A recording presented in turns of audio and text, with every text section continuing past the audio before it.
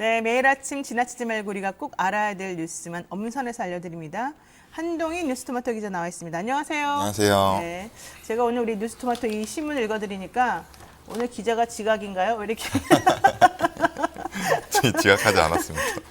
아가 기자 나와라 이렇게도 나오고 야, 우리 국민사위는 아가 기자라는 예명도 붙었어요. 네, 드디어. 자, 보겠습니다. 우선 첫 번째, 어제 사실 저도 좀 충격이었어요. 우리 방송 끝나자마자 사실은 소식이 들려왔습니다. 전두환 씨 사망 소식이 들려왔죠. 그런데 결국 전두환 5.18 사과 없이 사망했다. 근데 여기에 대해서 여야 지금 주요 인사들의 반응이 참 특이했습니다. 특히 윤석열 후보는 왜 오락가락 조문을 하겠다 안 하겠다 이런 말이 바뀌는지 보겠습니다. 어떤가요? 그러니까 어제 이제 전두환 씨가 사망을 했고요. 네. 지난 8월에 혈액암 진단을 받은 뒤로 이제 연희동 자택에서 숨진 것이고요. 네. 그리고 일단 빈소는 신촌 세브란스 병원 장례식장에 치러질 것으로 보이는데 가족장을 치르기로 했습니다. 네. 일단 국립묘지 안장 대상이 아니기 때문에 배제가 된 상황이기 때문에 이 부분은 상관이 없을 것 같고요. 네. 가족장을 하겠다는 의지를 밝혀서 뭐 국가장 이런 거는 이제 거론할 부분이 할 필요가 아닙니다. 없어졌다. 예. 그래서 뭐 노태우 전 대통령이 별세한 뒤 28일 만에 세상을 떠난 거고요.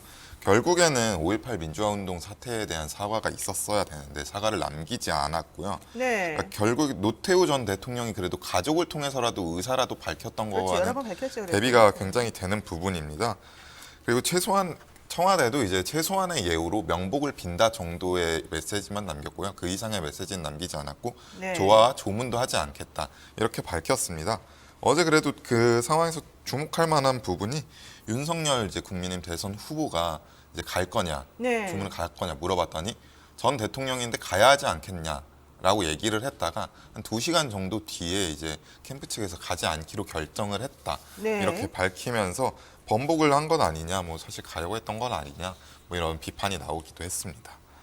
아니 근데 저도 어제 사실은 깜짝 놀란 게 우선 뭐 전두환 씨 이렇게 갑자기 사실은 되게 건강해 보였었는데 네네. 갑자기 건강이 나빠지면서 지난번 광주 재판 나왔을 때 얼굴이 너무 좀 변해 있어서 사람들이 다들 대역 쓴 거 아니냐 이런 얘기까지 할 네. 정도였잖아요. 그런데 어쨌든 간에 이제 어제 갑작스럽게 사망 소식이 들려서 좀 놀랐습니다. 근데 그 이후에 즉각 나온 얘기가 이재명 후보에게 물어봤더니 어떻게 할 거냐, 조문 갈 거냐 그랬더니 학살 주범인데 당연히 안 간다. 네. 이게 너무 이제 당연한 것처럼 나왔는데 당연한 결과예요. 여기에 대해서 윤석열 후보는 아니 전직 대통령인데 왜 안 가냐, 가야 되는 거 아니냐 이런 반응이 나왔단 말이죠. 네. 그래서 저는 좀 이상하다. 이분이 역사인식이 정말 없는 분 아닌가, 내지는 지난번에 광주 괴사가 논란이 정말 진정성 없다는 걸 이렇게 보여주는구나. 네, 좀 맞습니다. 이상했는데 그런 비난이 막 사실 쏟아졌죠. 뭐 저뿐만 네. 아니라.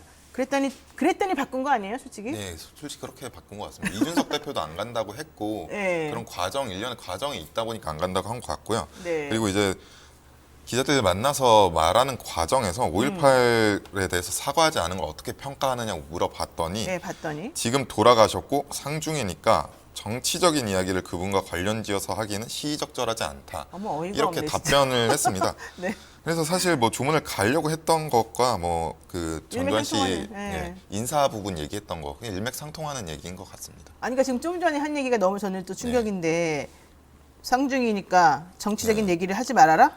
시에 적절하지 않다? 그럼 언제 얘기해야 되는지. 진짜.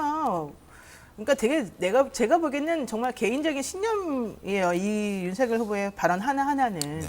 이분은 실수를 하시는 분이 아닌 것 같아요. 네, 그렇지 그렇습니다. 않아요? 네. 게다가 본인 어쨌든 가치관이나 본인의 생각에 따라서 당연히 나는 이 사람이 사망한 것에 대해서 가서 주의를 표해야 된다라고 생각했던 것 같아. 네, 그렇습니다. 근데 이제 말을 해놓고 났는데 너무 반응들이 안 좋고 이거 부적절하다고 얘기가 나오니까 이제 말을 바꾼 거겠죠. 네. 잘 생각해야 되는 부분입니다. 역사 인식, 대통령이 될 사람이 가지고 있는 역사 인식이라는 게 엄청 중요하다는 거 아시죠? 우리 지난번에 일본이 우리나라의 그 강제징용 피해자들, 뭐 위안부 피해자들 이런 분들에 대해서 우리 대법원에서 손해배상 관련해서 판결 나니까 그거를 항의하면서 우리들에게 그렇게 정말 꼬장을 부리고 솔직히 그러지 않았습니까? 네. 근데 거기에 대응하는 태도들이 달랐어요, 정치인들이. 그것도 저는 이해가 안 갔는데 다 마찬가지 기류입니다, 제가 봤을 때는. 그래서 신중하게 생각해야 될 것 같아요. 자, 근데 여기서 또 우리가 궁금해하는 게 있죠. 지금 전두환 씨 재판도 있고 추징금도 있는데 우선 네. 전두환 씨 지금 미납 추징금이 한 900억 원 정도 된다는데 네. 이거 어떻게 됩니까? 그러니까 총 추징금이 2,205억 원입니다. 원래가 2,205억 원이었어요. 그러니까 이게 1997년에 받았던 추징금이고요. 그렇죠. 그리고 이후에 특별 사면으로 풀려나는 과정에서 전 재산이 29만 원이다 이런 주장을 하면서 이제 참요. 비판을 받았는데 네. 이후에 뭐 고급 골프장에서 골프를 치는 모습이 뭐 비춰지기도 하면서 많은 비판을 받았고요. 올해 검찰이 추징한 금액이 14억 원입니다. 네. 그래서 뭐 장남의 출판사 시공사로부터 추징금을 받았고 그리고 뭐 선산을 공매에 넘겨서 이제 추징금을 받은 건데 지금 이제 검찰에 따르면은 총 추징금 2,205억 가운데 1,249억 그러니까 57%가 추징이 됐고 미납 정말 추징금이 받기 지금 어려웠는데. 예, 네. 956억입니다. 네. 그런데 이게 이제 미납 추징금이 있는데 사망하면 절차가 중단이 됩니다. 그래서 뭐 벌금이나 이런 부분은 넘어갈 수 있지만 추징금 부분은 넘어가지 않는다고 하고요. 이 검찰 관계자 관련해서 추가 환수 가능성 여부에 대해서 아직 단정하기는 어려운데 이제 관련 법이나 이런 걸 검토하고 있다 이렇게 밝혔습니다. 그래서 전두환 씨가 제3자 명의로 돌려둔 재산 이 부분은 추징할 수 있는지 확인을 하고 있는 상황인 것 같습니다. 네, 그러니까 원래 채무자는 죽고 나면은 이 상속인들이 그 채무자의 재산을 상속받으면 본인들이 채무자니까 채무자의 그런 밀린 뭐 돈 내야 되는 건 원래 내는 게 원칙이지만 벌금이나 추징금은 그렇지 않아요. 이제 그 개인에 대해서 하는 거라서 법무부의 그 검찰 집행 사무 규칙에 따라서 집행 불능으로 처리가 되고 이제 절차가 중단되는 거예요. 이분은 돌아가심으로 인해서 956억 원이죠. 956억 원을 번 거예요, 말하자면. 네, 그렇습니다. 이것도 진짜 놀랍죠.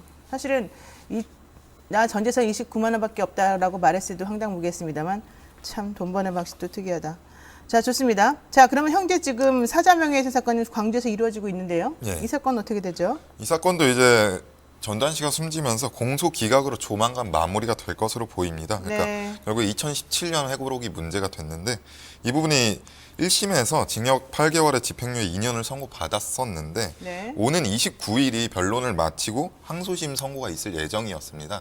그런데 이제 전두환 씨가 건강을 이유로 계속해서 미루고 그리고 이런 게 계속 미루다 보니까 네.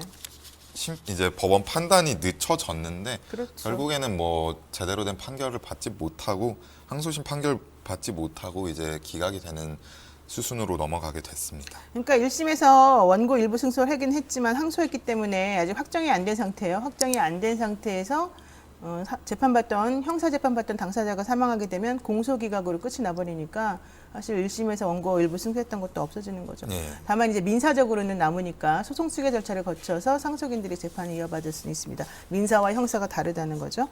자, 두 번째 이슈. 김종인 전 비대위원장 윤석열 후보하고 같이 손을 잡는 거냐 안 잡는 거냐?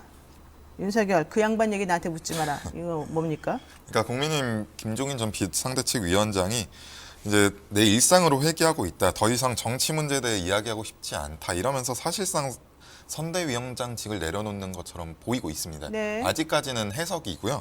그리고 관련해서 윤석열 후보도 이 부분에 대해서 그 양반 말씀은 나한테 묻지 말아달라.